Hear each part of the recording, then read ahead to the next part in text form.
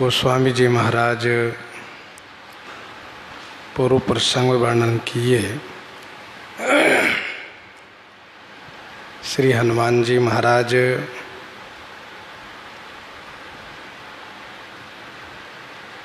लंका जलाने के बाद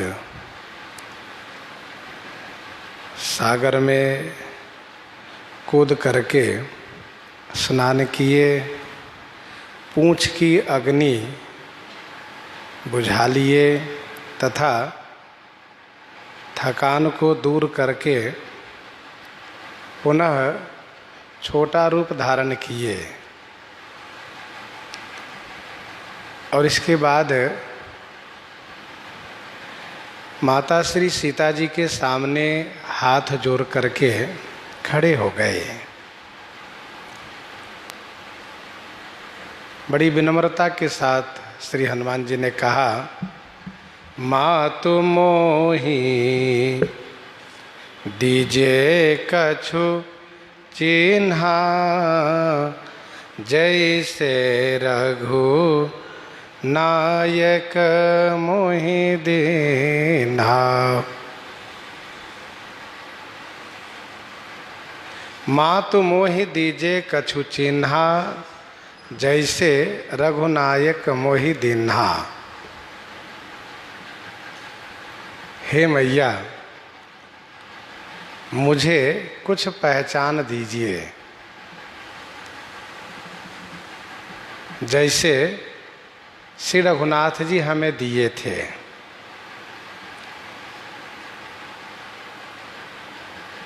जिस प्रकार से श्री रघुनाथ जी के द्वारा दिए गए पहचान से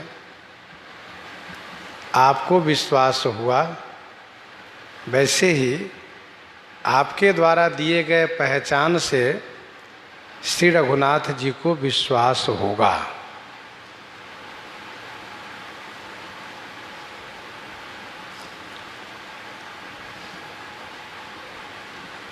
दूसरा भाव यह है कि जिस प्रकार से श्री रघुनाथ जी द्वारा प्राप्त उस चिन्ह के प्रभाव से आप तक मैं सकुशल पहुंच सका, वैसे ही आपके द्वारा प्राप्त जो चिन्ह होगा उसके प्रभाव से मैं श्री रघुनाथ जी के पास सकुशल पहुंच सकूंगा।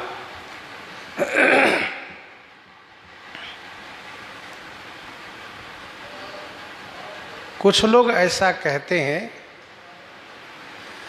कि श्री रघुनाथ जी ने तो बिना मांगे ही श्री हनुमान जी को पहचान के रूप में मुद्रिका प्रदान किया था और श्री सीता जी से श्री हनुमान जी को मांगना पड़ा।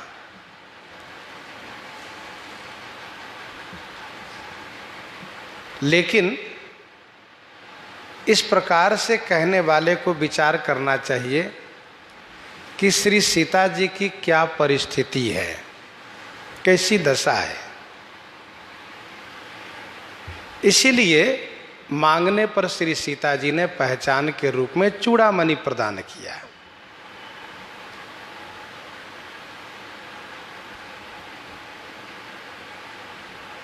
श्री हनुमान जी ने किसी वस्तु का नाम नहीं लिया, क्योंकि उन्हें ऐसा कुछ दिखाई नहीं दिया कि इस वस्तु को मैं मांग लूं। इसलिए श्री हनुमान जी ने ये कहा कि हे मैया, मुझे कुछ चिन्ह के रूप में दीजिए, जैसे कि श्री रघुनाथ जी को लगे कि हनुमान श्री सीता मैया के पास से वापस आ रहा है।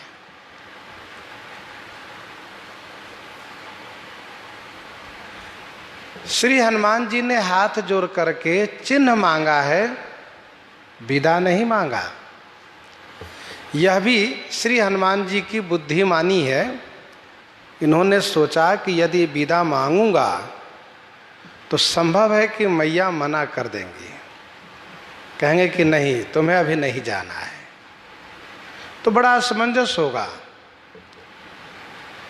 आदेश प्राप्त होने के बाद कि तुम्हें नहीं जाना है तो जाते नहीं बनेगा, और बिना गए श्री राम जी को यहाँ तक लाते नहीं बनेगा। इसीलिए श्री हनुमान जी ने पहचान मांगा, आदेश नहीं। आगे श्री सीता जी ने कहा, कहू कपि केहि विधि राखऊं प्राणा, तुम्हु तात कहत अब जाना। इसका मतलब यह है कि श्री सीता जी को श्री हनुमान जी का जाना अच्छा नहीं लग रहा है। श्री हनुमान जी ने कहा, माँ मुझे कुछ पहचान दीजिए, आप जो उचित समझे वह पहचान दीजिए। गोस्वामी श्री तुलसीदास जी कहते हैं, चूड़ामणि उतारी तब दयाओ, हरस समेत पवन सुत लायो, हरस समेत पवन सुत लायो। तब श्री सीता जी ने चूड़ामणि उतार करके दिया। पवन सुत श्री हनुमान जी महाराज ने बड़ी प्रसन्नता के साथ उसे अपने हाथ में लिया।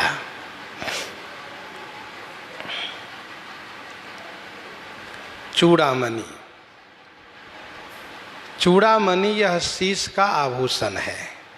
चूड़ामणि ही शिरो रत्नम।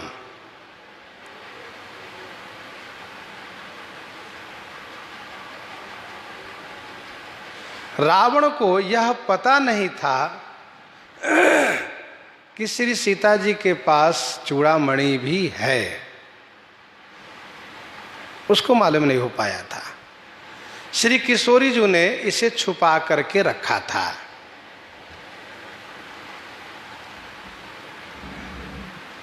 तथा अध्यात्म रामायण के अनुसार किशोरी जी ने यह चूड़ामणि सिर से उतार करके दिया है। मानस जी का शब्द भी कह रहा है कि उतारी दयो, माने उतार करके दिया, निकाल करके दिया। वहीं श्रीमद् वाल्मीकि रामायण की कथा में ऐसा वर्णन है कि श्री किशोरी जी ने गांठ खोल करके दिया, उसे कपड़े के गांठ में छुपा करके रखा था।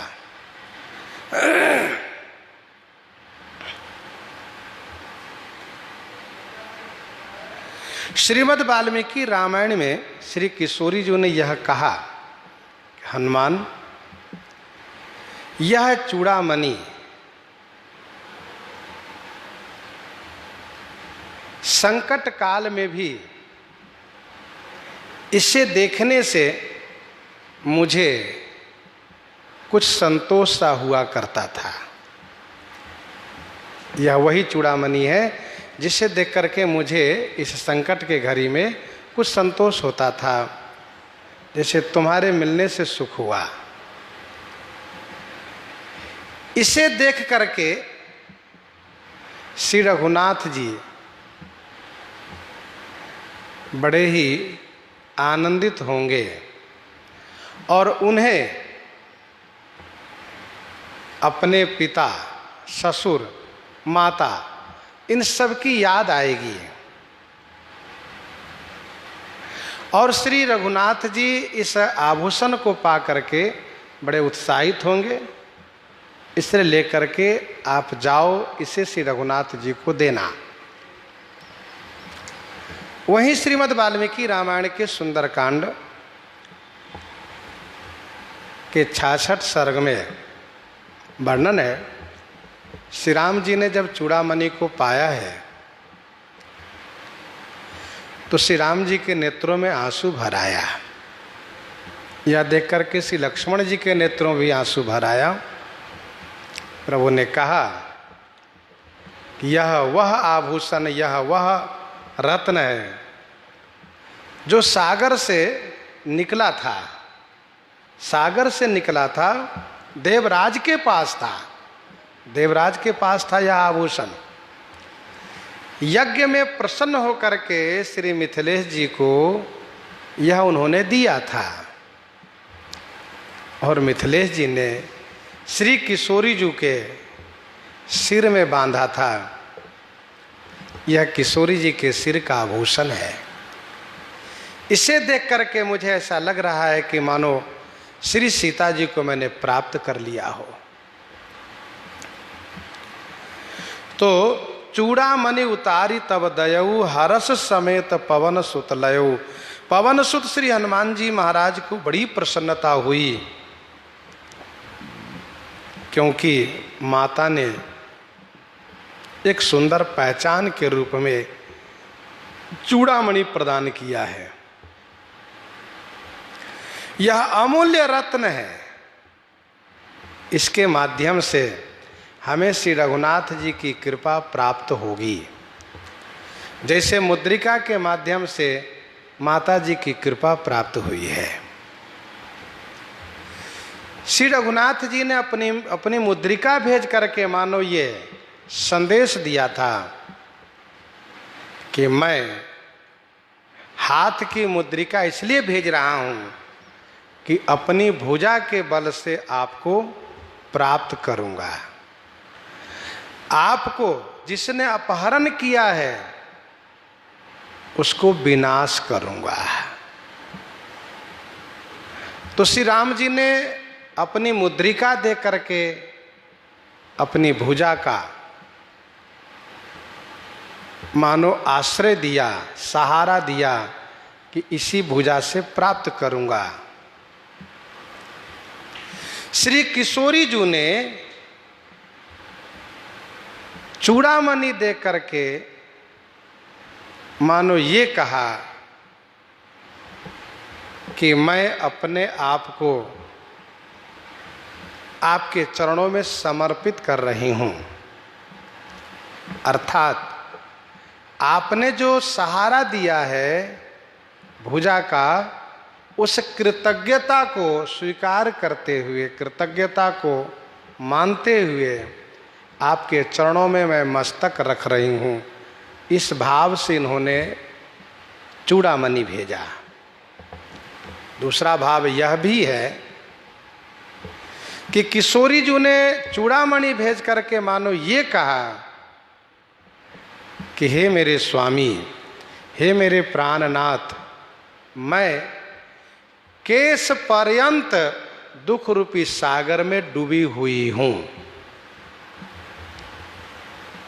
क्योंकि चूड़ामणि सिर का भूषण है, तो मैं केश पर्यंत दुख रूपी सागर में डूबी हुई हूं। जल्दी से मुझे बचा लीजिए, मुझे निकाल लीजिए। तो श्री राम जी ने अपनी भुजा का आश्रय दिया, सहारा दिया। तो किशोरी जी ने चूड़ामणि के माध्यम से अपने सिर को अर्पित किया। सिर अर्पित का मतलब पूरे शरीर का अर्पण हुआ। मैं आपकी हूं।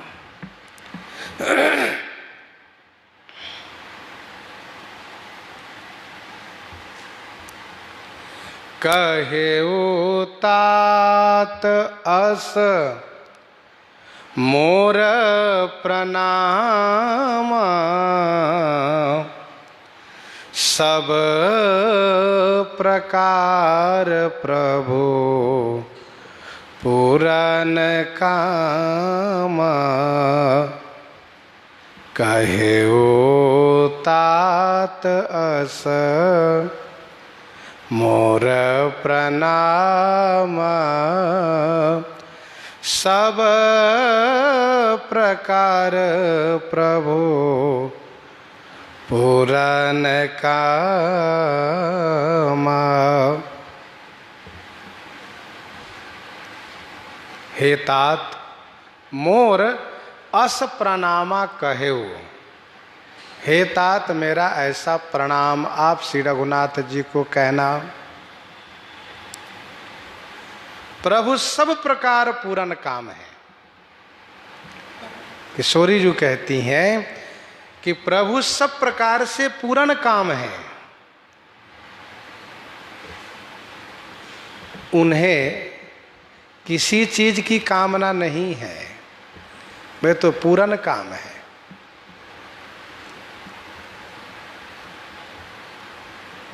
क्योंकि मेरे जैसे उनके लिए अनंत दासियां हैं, परंतु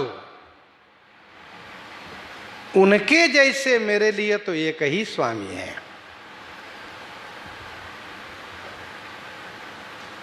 तुमसे तुम ही नाथ मोह कहा, मुँह से जन तुमको बहुतेरो। गीतावली अयोध्या कांड 76 पद में श्री भरतलाल जी ने कहा, तुमसे तुम ही नाथ मोह कहा, मुँह से जन तुमको बहुतेरे।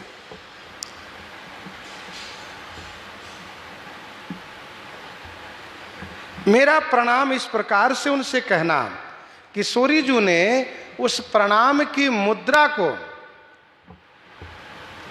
दर्शाते हुए फिर कहा कि कहे तात असमोर प्रणाम। असमोर प्रणामा शब्द कह रहा है कि किशोरी जी ने स्पष्ट रूप से प्रणाम की मुद्रा को दर्शाया है। लोग प्रणाम भेजते हैं, कहते हैं कि भैया जा रहे हो तो गुरु जी से मेरा ये प्रणाम कह देना, बस यूँ ही है, उसकी कोई मुद्रा नहीं दर्शाते हैं, मेरा दंडवत कह देना। व्यवहारिक जगत में कहा जाता है कि देखो मेरा प्रणाम उनसे कह देना, कहना वे प्रणाम किए हैं, केवल शब्द में रहता है। और कहने वाले भी कह देते हैं भैया महाराज आपको अमुक ने प्रणाम कहा है, अच्छा भैया दर्शन करने जा रहे हो, ठाकुर जी से मेरा भी प्रणाम कह देना। लेकिन हाथ तक भी नहीं जोड़ते, यूँ ही कहते हैं कि मेरा प्रणाम हनुमान जी से कहना, ठाकुर जी से कह देना।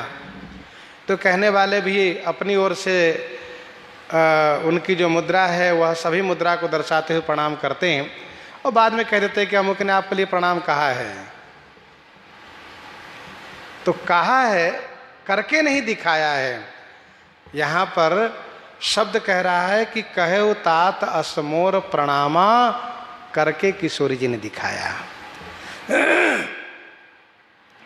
ध्यान दीजिएगा, पुरुषों के लिए साष्टांग प्रणाम का विधान है, तो वहीं नारी के लिए पंचांग प्रणाम का ही विधान है। स्कंद पुराण वैष्णव खंड वासुदेव महात्म अध्याय 29 में ऐसा श्लोक है कि स्त्री को नारी को पंचांग प्रणाम ही करना चाहिए, साष्टांग नहीं।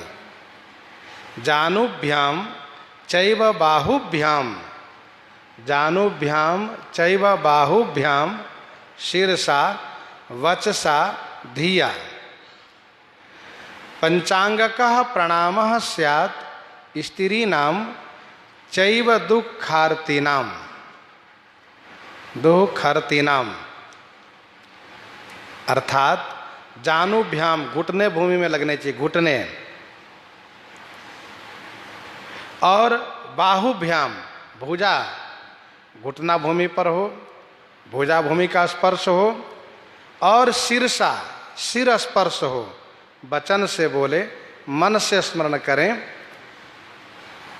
पंचांगकः प्रणामः स्यात् स्त्रीणाम चैव दुःखार्तिनां, पंचांग प्रणाम। क्यों पंचांग प्रणाम ही क्यों उनको करना चाहिए? इस संदर्भ में एक श्लोक है पौराणिक, बहुत प्रसिद्ध श्लोक है, ब्राह्मणस्य गुदा शंखम शालिग्रामम च पुस्तकम सर्वसाहा न सहते कामिनी कुछ लुंठनम। इन पांचों के लिए आसन होना अनिवार्य है। ब्राह्मणस्य गुदा शंखम, ब्राह्मण को बिना आसन के नहीं बैठना चाहिए। शंख, शालिग्राम पुस्तक, शंख को भी बिना आसन के नहीं रखना चाहिए, उनके लिए आसन अनिवार्य है। शालिग्राम भगवान को भी बिना आसन के नहीं रखना चाहिए। पृथ्वी को बहुत कष्ट होता है इन सबको बिना आसन के रखने पर। और पुस्तकम जो भी धार्मिक ग्रंथ है कुछ लोग यूं ही भूमि पर फेंक देते हैं, यूं ही रख देते हैं। सो नहीं होना चाहिए, उनके लिए आसन होना चाहिए। जैसे अपने लिए आसन अनिवार्य है, वैसे इन वस्तुओं के लिए शंख, शालिग्राम और पुस्तक। और पांचवें में है जैसे कि ब्राह्मण, शंख, शालिग्राम, पुस्तक, और पांचवें में है स्त्री का पयोधर भूमि से स्पर्श नहीं होना चाहिए। कामिनी कुछ लुंठनम, तो यह स्पष्ट वहाँ लिखा हुआ है। इसीलिए स्त्री के लिए विधान है कि वो पंचांग प्रणाम ही करे, साष्टांग नहीं। कहे उतात अस मोर प्रणामा, सब प्रकार प्रभु पूरन कामा। वे तो सब प्रकार से पूर्ण काम है, कोई कामना उन्हें नहीं है। फिर भी एक उनकी बाना है, उनकी आदत है। क्या? दीन दयाल बिरद संभारी, हरहु नाथ मम संकट भारी। दीन दयाल बिरद संभारी, हरहु नाथ मम संकट भारी। आप उनसे ये कहते हुए कि प्रभु आप भले ही पूर्ण काम हैं, फिर भी श्री किशोरी जो ने इस प्रकार से प्रणाम भेजा है, हनुमान जी मेरी ओर से इस तरह से प्रणाम करके बताना, इस तरह से प्रणाम मैंने जो किया है। और उनसे कहना, हे दीन दयालु, आपकी जो बिरद माने बाना है दीन दयालुता, करुणा सिंधु, भक्त रक्षण, भक्त वात्सल्य, यह जो आपका विरद है, आपकी बाना है, उसको याद कीजिए। कोई भक्त यदि दीन हो तो उस पर दया करना ये आपकी आदत में है, उसको याद कीजिए, संभारी माने स्मरण कीजिए। और हे नाथ मम भारी संकट हरहु, हे नाथ मेरे भारी संकट को आप हर लीजिए। दीन दयाल बिरद संभारी, हरहु नाथ मम संकट भारी।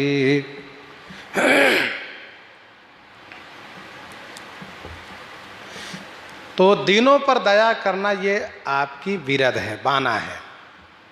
जो प्रभु दीन दयाल कहावा, आरती हरन वेद जस गावा, तो मैं विनय करऊं कर जोरी छोटो बेगी देह यह मोरी। तो जो प्रभु दीन दयाल कहावा, प्रभु दीन दयालु कहलाते हैं। दीनों पर दया करना ये उनका स्वभाव है। आप अपनी बिरद की रक्षा कीजिए, अपनी बाना की रक्षा करते हुए मेरे भारी संकट को हरण कर लीजिए।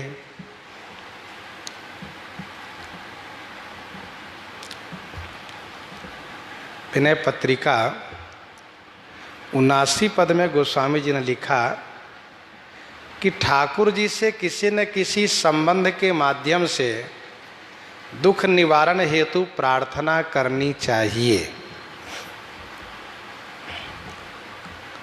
तू दयालु दीन हो, तू दयालु दीन हो, तू दानी हो भिखारी।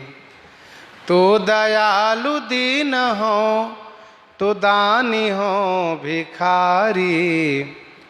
हो प्रसिद्ध पात की तू पाप पुंज हारी।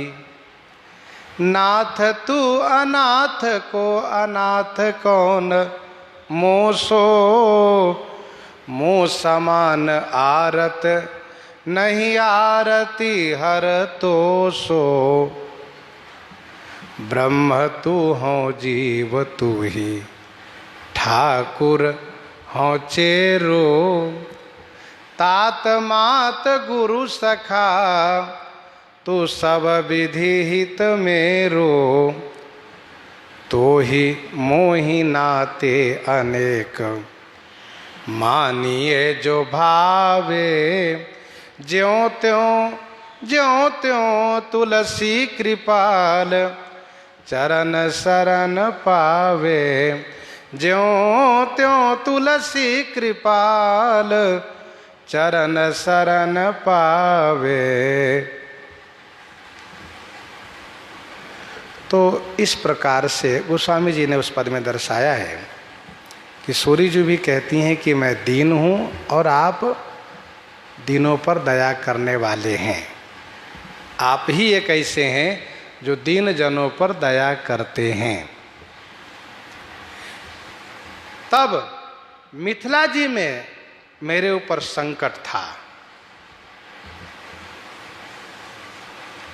धनुष न टूटने से मैं घबराई हुई थी।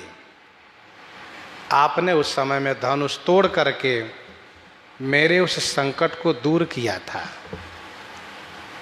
उसी रंगभूमि में जब श्री परशुराम जी का आगमन हो गया तो मैं एकदम से सहम गई थी।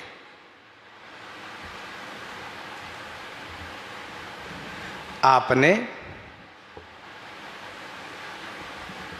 श्री परशुराम जी से संवाद करके मेरे संकट को दूर किया था। सभय बिलो के लोग सब जान जान की भीड़।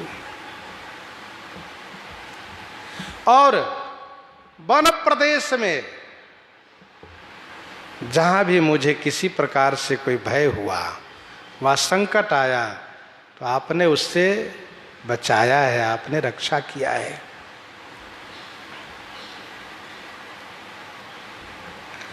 मैं भारी संकट में हूं, अब देरी क्यों कर रहे हैं आप? मेरे इस भारी संकट को हरिए। हनुमान जी, आप श्री रघुनाथ जी से चित्रकूट की उस घटना को सुनाइएगा। श्री किशोरी जी ने श्रीमद् वाल्मीकि रामायण के अनुसार यहीं पर इसी प्रसंग में जयंत की कथा को सुनाया है। वैसे यह घटना भी गुप्त है, क्योंकि तब श्री सीताराम जी एकांत में थे। इंद्रपुत्र जयंत ने कौवे के वेश में आकर के चोट से प्रहार किया था चरण में, और श्री रघुनाथ जी उससे नाराज होकर के उस पर ब्रह्मास्त्र चला दिए थे। उसको कहीं ठिकाना नहीं मिला था। अंत में देवर्षि नारद जी के कहने पर श्री रघुनाथ जी के शरण में आया था, तब उनको रक्षा हुई थी, तब उनकी रक्षा हुई थी, उनको फिर जीवन बचा था। किशोरी जी कहती हैं, तात शक्रसूत कथा सुनायहु। तात शक्रसूत कथा सुनायहु। बान प्रताप प्रभु ही समुझायहु। बान प्रताप प्रभु ही समुझायहु। हे तात, शक्रसूत कथा सुनायहु। शक्रसूत, शक्र माने इंद्र के पुत्र जयंत की कथा उनको सुनाना। और बाण के प्रताप क्या है, श्री रघुनाथ जी के बाण का क्या प्रताप है, उस प्रताप को प्रभु को आप समझाना।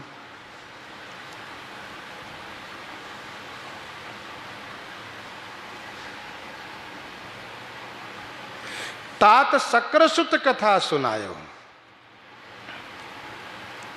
जब इंद्र के बेटे ने थोड़ा सा अपराध किया था, चरण में चोच मारा था, तो आपने उनको इस तरह से दंड दिया कि उसको कहीं ठिकाना नहीं मिला सिवाय आपके चरण को छोड़ करके। और आखिर में उसे एक आंख फोड़ करके तब उससे मुक्त किया आपने। और जिस दुष्ट रावण ने मुझे हरण कर लिया है वह अब तक जिंदा क्यों बचा है? आपके बाण का वह प्रभाव है। तब आपने सींक से बाण बना करके उसे ब्रह्मास्त्र के मंत्र से अभिमंत्रित करके चला दिया था।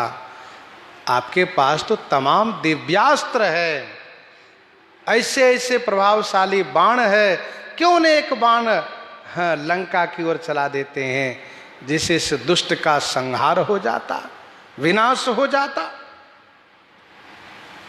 श्री हनुमान जी महाराज ने समझाते हुए गीतावली सुंदरकांड 11 पद में श्री सीता जी से ये कहा है कि तब वियोग संभव दारुण दुख बिसरी गई महिमा सुबान की।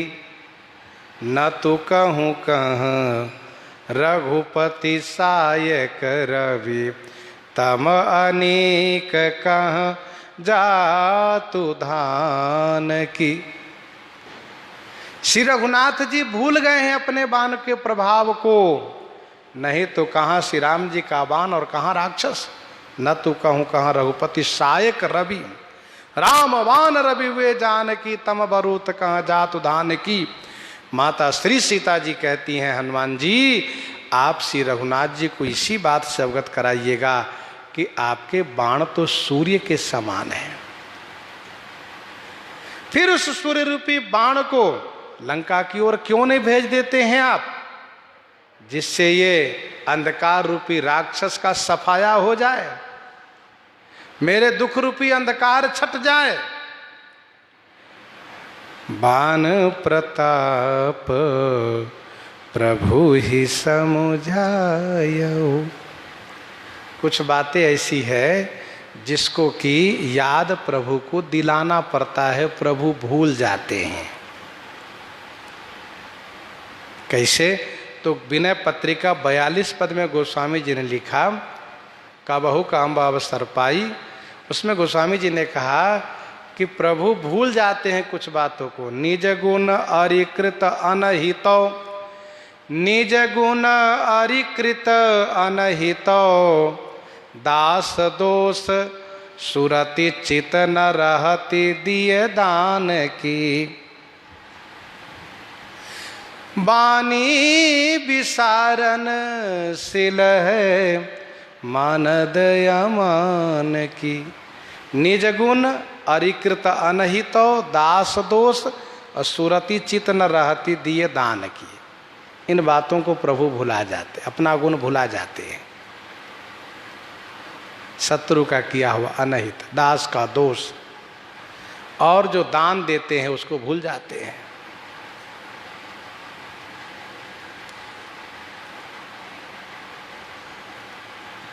इसलिए किशोरी जो कहती हैं कि हे हनुमान जी तात तुम उन्हें बाण के प्रताप को स्मरण कराना, और मास दिवस मह नाथ न आवा, मास दिवस मह नाथ न आवा, तो पुण्य मोही जियत नहीं पावा, तो पुण्य मोही जियत नहीं पावा, मास दिवस मह नाथ न आवा। मास दिवस मह नाथ न आवा। मास दिवस मह अर्थात एक महीने में मेरे नाथ मेरे स्वामी यदि नहीं आए तो तौ माने तो पुण्य माने फिर मुझे जिंदा नहीं पाएंगे। तौ पुण्य मोह जियत नहीं पावा।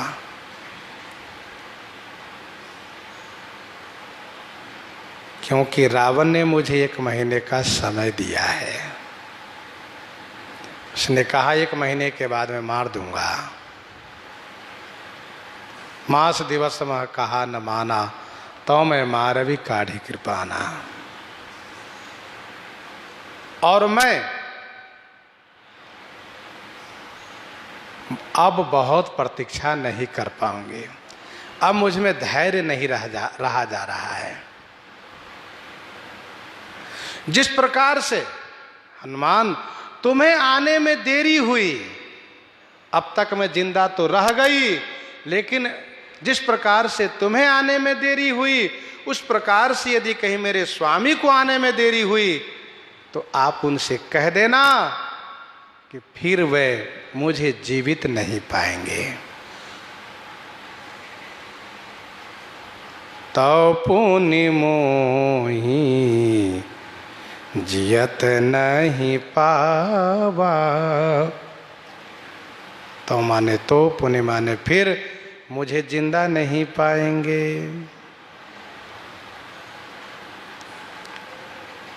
अर्थात मैं उसके हाथ से मरना नहीं चाहती, मैं पहले ही मृत्यु को प्राप्त हो जाऊंगी। मास दिवस मह नाथ न आवा, तो पुण्य मोह जियत नहीं पावा। हनुमान जी, मुझे ये महीने भर बिताना भी बहुत कठिन लग रहा है।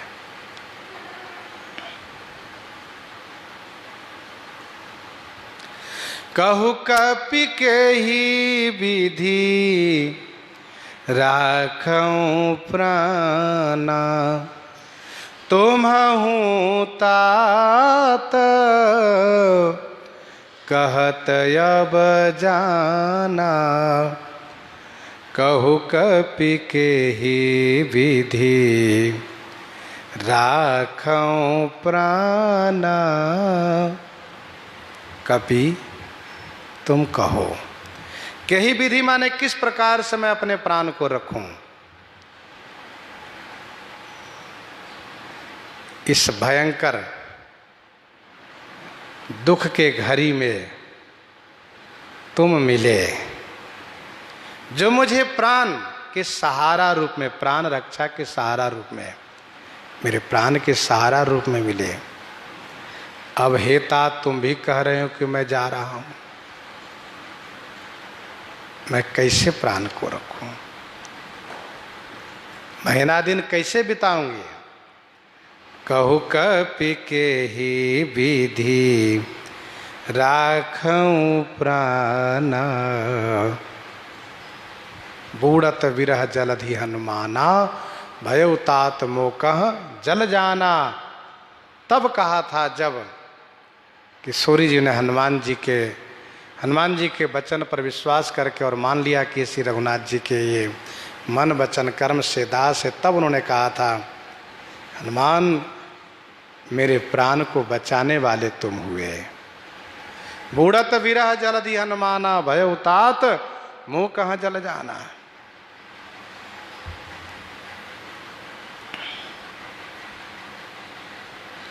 अब आप बताओ मैं किस प्रकार से प्राण रखूं।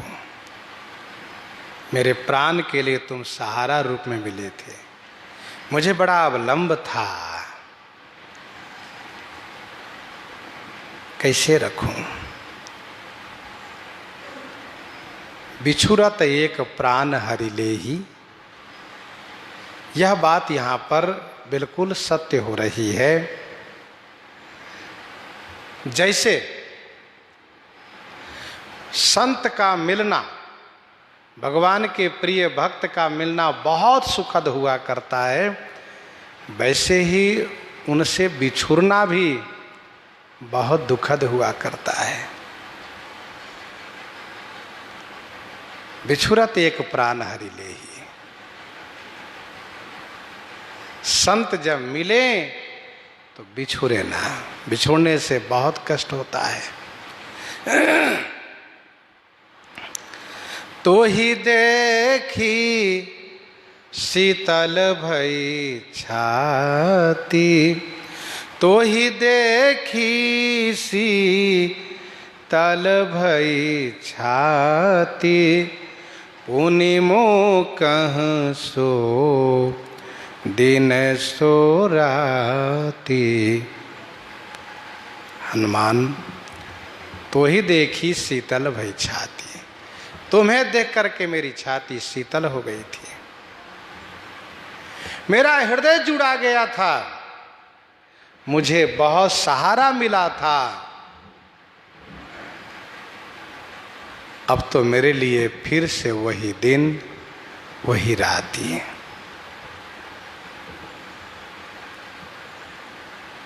श्री हनुमान जी महाराज भी जाने के लिए मजबूर है, विवश है, बिना गए श्री रघुनाथ जी आएंगे कैसे। श्री रघुनाथ जी की सुधि पा करके, समाचार पा करके माता को संतुष्टि हुई, वैसे श्री रघुनाथ जी माता श्री सीता जी की सुधि पाएंगे तो उनको भी संतुष्टि होगी। जैसे श्री राम जी को यह नहीं पता था कि श्री सीता जी अभी तक जिंदा भी हैं या नहीं, कहता हूं रहो जो जीवत होई, वैसे ही श्री सीता जी के मन में भी ये बात है कि मेरे स्वामी अभी जिंदा भी हैं कि नहीं, क्योंकि जीती को सकई अजय रघुराई, माया ते असी रची नहीं जाई। चकित चित्ता मोदरी पहचानी, हरस विषाद हृदय कुलानी। किशोरी जो कहती हैं, श्रीमद् वाल्मीकि रामायण में वर्णन है, किशोरी जो ने कहा इसी प्रसंग में वहाँ पर, हनुमान यदि उचित समझो तो एक दिन और ठहर जाओ, एक दिन और ठहर जाओ, कहीं भी छुप के रह लो, मुझे बड़ा संतोष होगा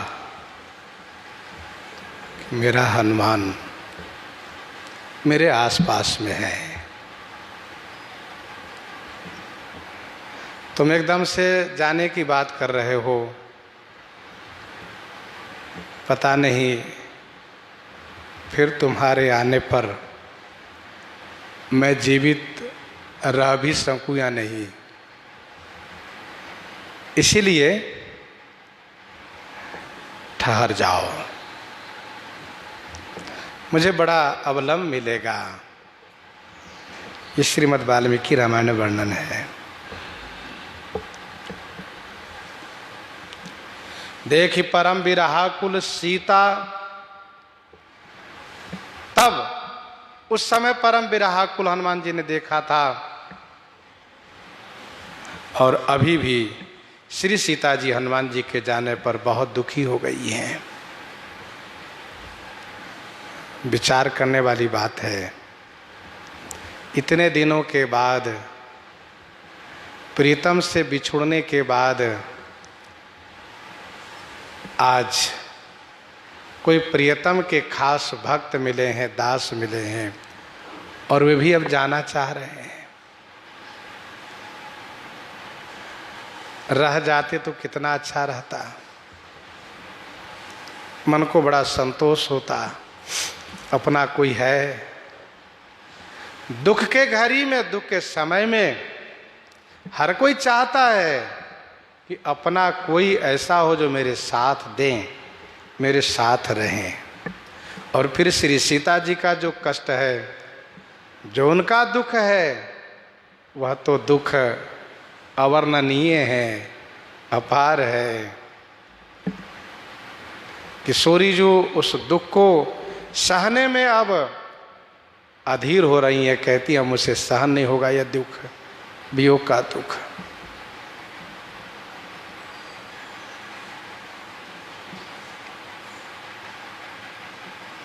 कवितावली सुंदरकांड 26 पद में गोस्वामी जी ने लिखा, कहा कहो तात, स्पष्ट कहा। जो मेरा दुख था और तुम आए, और मुझे जो अवलंब मिला वो भी तुम जाने को कह रहे हो। श्री हनुमान जी महाराज को बहुत समझाना पड़ा। जनक सुत ही समुझाई करी,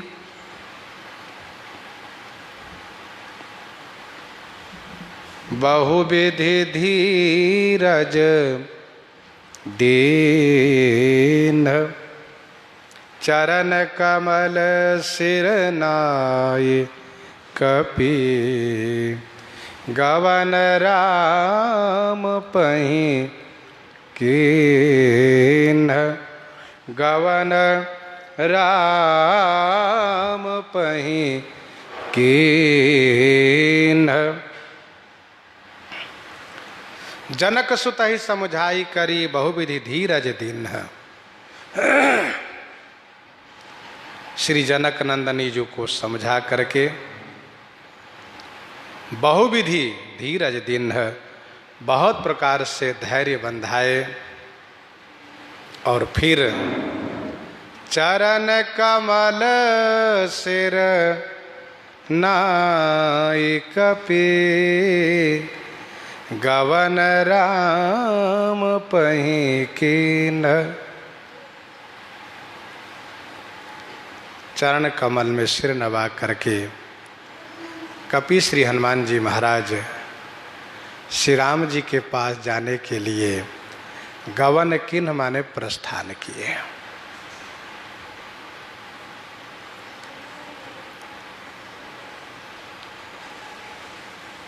जनक सुत ही समुझाई करी, बहुविधि धीरज दीन्ह, चरण कमल सिरुनाई कपि, गवन राम पहि कीन्ह। श्री हनुमान जी ने फिर से वो कहा, कछुक दिवस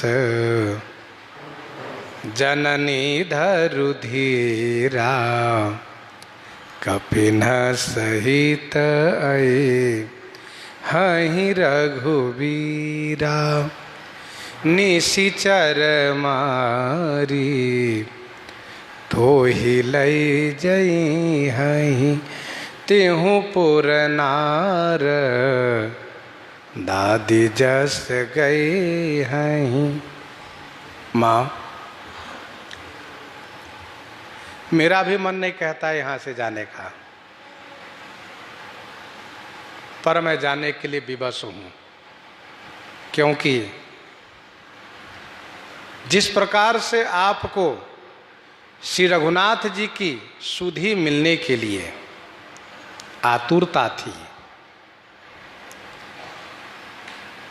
उसी प्रकार से आपकी सुधि पाने के लिए श्री रघुनाथ जी के मन में भी आतुरता है।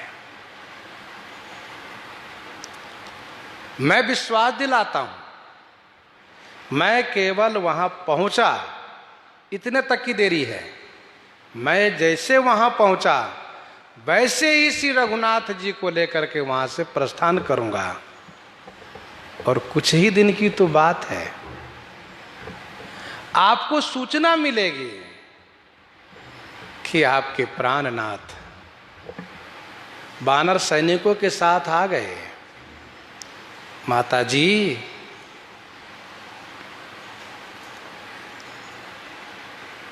श्री सुग्रीव के दल में, सेना में मुझसे छोटा कोई नहीं है। श्रीमद् वाल्मीकि रामायण में यहाँ पर फिर से हनुमान जी महाराज ने समझाते हुए कहा कि माँ, मैंने इसीलिए कहा था कि आपको अपने पीठ पर बैठा करके श्री रघुनाथ जी के पास पहुंचा देता हूं। ठीक है, आप जिस उद्देश्य से, जिस कारण से नहीं जाना चाहती, अच्छी बात है, लेकिन मुझे कुछ पहचान दीजिए। ऐसा श्रीमद् वाल्मीकि रामायण में वर्णन है।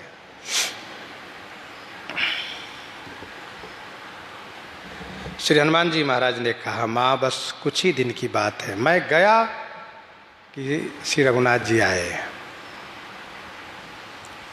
कवितावली सुंदरकांड 27 पद में हनुमान जी महाराज ने यह कहा कि दिवस 6-7 जात जानिबो न, मातु धारी धीर, अरि अंत की अवधि रही आई के। बस 6-7 दिन की तो बात है। महीना तो बहुत होता है, महीना नहीं, बस 6-7 दिन की बात है। गीतावली सुंदरकांड 14-15 में, गीतावली सुंदरकांड 14-15 में हनुमान जी महाराज ने कहा समझाते हुए, तौलो मातु आप नीको रहिबो, तौलो मातु आप नीको रहिबो, जौलो हौ ल्यावो रघुबीर ही, दिन 10 और दुसह दुख सहिबो। बस 10 दिन।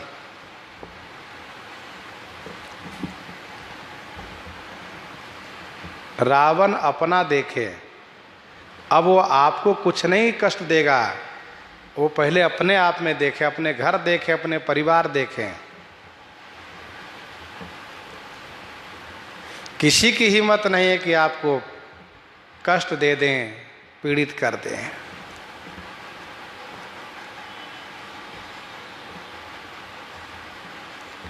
वहीं गीतावली सुंदरकांड 8 पद में श्री हनुमान जी ने समझाते हुए ये भी कहा है कि मातु काहे को कहती अति बचन दीन, तब की तू ही जानती।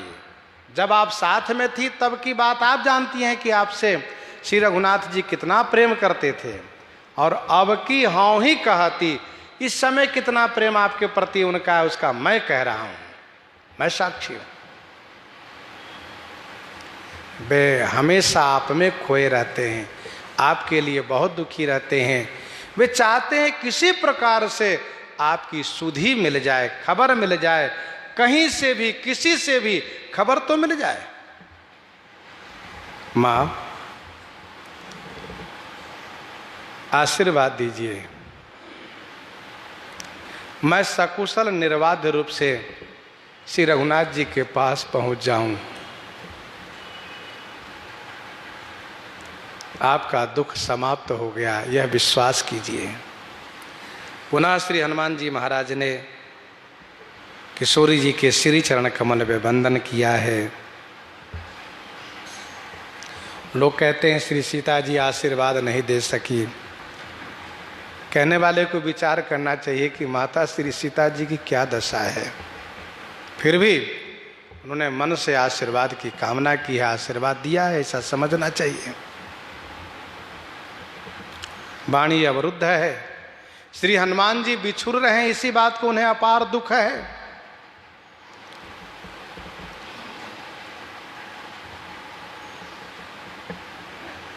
चरण कमल सिरुनाई कपि गवन राम पैकिन। श्री हनुमान जी महाराज किशोरी जी के श्री चरण कमल में वंदन प्रणाम किए और तुरंत श्री राम जी के पास जाने के लिए प्रस्थान कर लिए और चल के तुरंत सागर के तट पर आ गए और सागर के तट पर आकर के बड़े जोर से गर्जन किए। चलत महाधुनि गर जैसी भारी।